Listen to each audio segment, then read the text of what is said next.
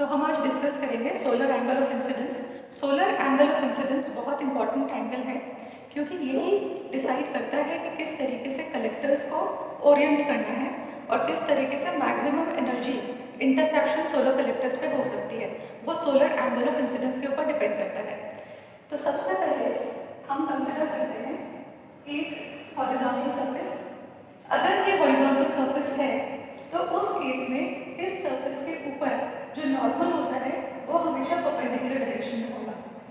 हम अगर ये मान के चलते हैं कि सोलर रेडिएशन कुछ इस डायरेक्शन में आ रही है, अगर सोलर रेडिएशन इस पर्टिकुलर डायरेक्शन में आ रही है तो उस केस में इस सरफेस का जो नॉर्मल है उसको जब हम ड्रॉ करते हैं, ये नॉर्मल है और ये सनराइज की डायरेक्शन है, तो उस केस में इन दोनों के बीच का ये जो एंगल होता है, इस एंगल को हम कहते हैं सोलर एंगल ऑफ इंसिडेंस। इसको जनरली थीटा से शो करा जाता है। ठीक है, ये एक सिंपल किसी भी रेडिएशन के लिए जब हम एंगल डिसाइड करते हैं एंगल ऑफ इंसिडेंस, तो वो हमेशा इसी तरीके से दिया जाता है कि सरफेस का नॉर्मल लिया जाता है और जो भी रेडिएशन आ रही है, जो भी रे आ रही है, उसके साथ में नॉर्मल का कितना एंगल बन रहा है वो एंगल ऑफ इंसिडेंस कहलाता है। ये जो एंगल ऑफ इंसिडेंस है, जो सोलर एंगल ऑफ इंसिडेंस है, ये एंगल ऑफ इंसिडेंस बहुत सारे पैरामीटर्स पे डिपेंड करता है और ये हर केस में, यहाँ पे तो हमने सरफेस हॉरिजॉन्टल ली है, पर अगर टिल्टेड सरफेस होगी तब भी डेफिनेशन एंगल ऑफ इंसिडेंस की यही रहेगी। अगर सरफेस टिल्टेड है, जैसे मान लिया कि ये सरफेस टिल्टेड है, सरफेस हॉरिजॉन्टल ना होकर टिल्टेड है, हॉरिजॉन्टल के साथ में ये कुछ एंगल बीटा बना रहा है, बीटा को हम कहते हैं टिल्ट एंगल। तो ये जो पर्टिकुलर टिल्ट एंगल है जो कोई सरफेस बना रही है हॉरिजॉन्टल के साथ में, तो इस केस में इस सरफेस के अगर हमको निकालना है कि इस सरफेस के ऊपर सोलर रेडिएशन कैसे आ रही है, जैसे मान लिया कि सोलर रेडिएशन का डायरेक्शन ये है, तो उस केस में फिर वापस से हम इस सरफेस का एक नॉर्मल ड्रॉ करेंगे। नॉर्मल मतलब जो इसके परपेंडिकुलर होगा। तो जो नॉर्मल ड्रॉ करा है, तो नॉर्मल और जो सनराइज का डायरेक्शन है, इन दोनों के बीच का जो एंगल होगा उसको हम कहेंगे angle of incidence of sunrise और सोलर एंगल ऑफ इंसिडेंस। तो ये जो angle of incidence of sunrise या फिर सोलर एंगल ऑफ इंसिडेंस कहलाता है, ये 5 पैरामीटर्स के ऊपर डिपेंड करता है। 5 पैरामीटर्स जो हैं वो होते हैं delta declination, phi latitude, gamma surface azimuth angle, beta जो कि टिल्ट एंगल होता है, और 5th पैरामीटर होता है आर्क एंगल ओमेगा। तो अब हम इन एंगल्स पे देखेंगे कि ये एंगल्स क्या है और किस तरीके से डिफाइन करे जाते हैं। डेक्लिनेशन एंगल जो है, ये अर्थ और सन इन दोनों के सेंटर्स को ज्वाइन करने वाली जो लाइन होती है, उस लाइन को हम लेते हैं।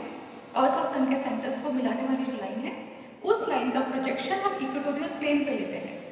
तो वो जो एंगल बनता है उस केस में जो अर्थ सन की जो लाइन मिल रही है सेंटर पे, वो एक प्लेन और जो इक्वेटोरियल प्लेन है, इन दोनों के बीच में जो एंगल बनेगा, क्योंकि जो हमने लाइन ली अर्थ और सन के सेंटर्स की, प्लस हमने उसका प्रोजेक्शन दिया इक्वेटोरियल प्लेन पे, तो एक लाइन आई, इन दोनों लाइंस के बीच का जो एंगल होता है उसे हम डेक्लिनेशन एंगल कहते हैं। डेक्लिनेशन एंगल को मैं सेपरेटली अलग से मैं समझा दूंगी, उसको मैं अलग से एक वीडियो बनाऊंगी, तो उसमें आपको क्लियर समझ में आ जाएगा कि डेक्लिनेशन एंगल जो है वो किस तरीके से सीजन्स जो होते हैं और डिफरेंट जो हमारे जो अर्थ के टिल्ट की वजह से जो रेडिएशन जो स्लांट आती है कभी स्ट्रेट आती है अर्थ के ऊपर, तो वो उसकी वजह से डेक्लिनेशन एंगल वेरी करता है +23.45 से -23.45 तक डिग्री। लैटिट्यूड एंगल को अगर हम डिफाइन करें तो लैटिट्यूड एंगल किसी भी लोकेशन के लिए बताया जाता है। अगर हम ये माने कि अर्थ है और इस पर हमने कोई एक लोकेशन ली है, इस अर्थ को हम 0 डिग्री लैटिट्यूड हम मान लेते हैं कि अभी ये है, तो ये 0 डिग्री लैटिट्यूड का मतलब इक्वेटर है। इक्वेटर यहाँ पे अर्थ का सेंटर हम मान लेते हैं। तो अगर हम जो लोकेशन है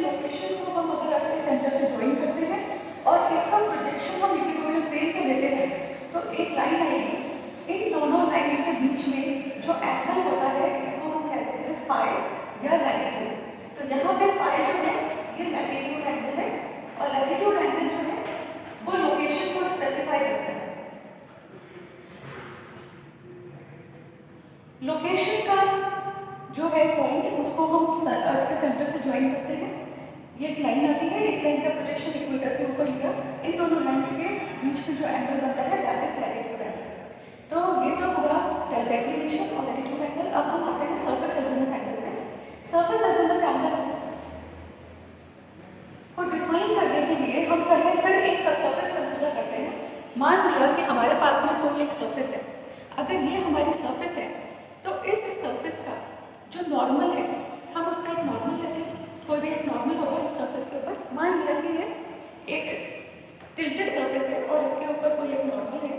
इस नॉर्मल का प्रोजेक्शन जब हम लेंगे हॉरिजॉन्टल प्लेन पे, तो वो जो हॉरिजॉन्टल प्लेन पे जो इसका एक प्रोजेक्शन आएगा तो एक लाइन आएगी, इस लाइन का साउथ डायरेक्शन के साथ में कितना एंगल बन रहा है वो कहलाता है सरफेस एजीमुथ एंगल।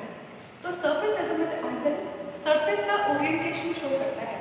मान लीजिए कि अपन ये इमेजिन करते हैं कि ये जो पर्टिकुलर डायरेक्शन है ये डायरेक्शन साउथ है, दिस डायरेक्शन इज साउथ, और अगर सरफेस इस तरीके से ओरिएंट है तो इस सरफेस का नॉर्मल जो है वो इधर जाएगा, इसका प्रोजेक्शन हम हॉरिजॉन्टल प्लेन पे लेंगे तो कुछ एक ऐसी लाइन आएगी। तो ये जो लाइन और ये जो डायरेक्शन है साउथ का, इन दोनों के बीच में जो एंगल होगा वो एंगल कहलाता है surface azimuth angle. Surface azimuth angle हमेशा ये बताता है कि सरफेस का एंगल साउथ के साथ में, साउथ डायरेक्शन के साथ में सरफेस किस रिस्पेक्ट में ओरिएंटेड है, ईस्ट में है या वेस्ट में है। तो ये इस तरीके से सरफेस को डिस्क्राइब करता है सरफेस एजीमुथ एंगल।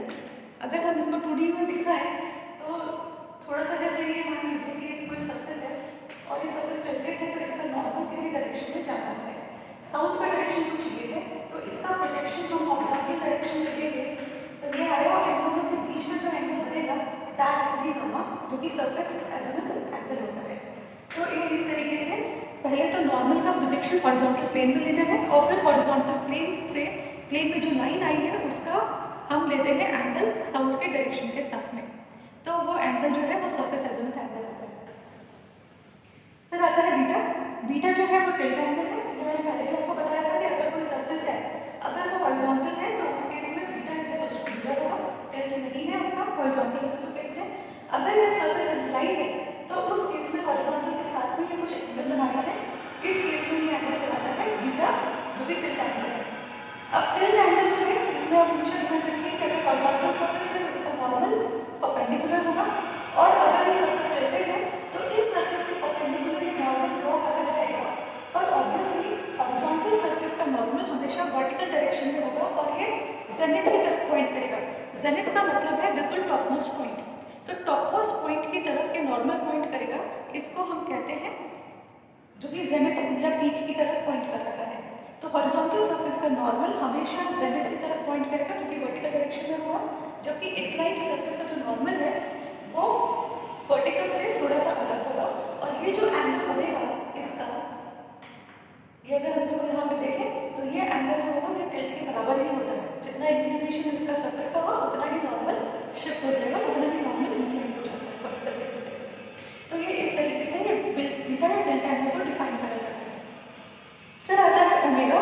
ओमेगा कहलाता है आर एंगल।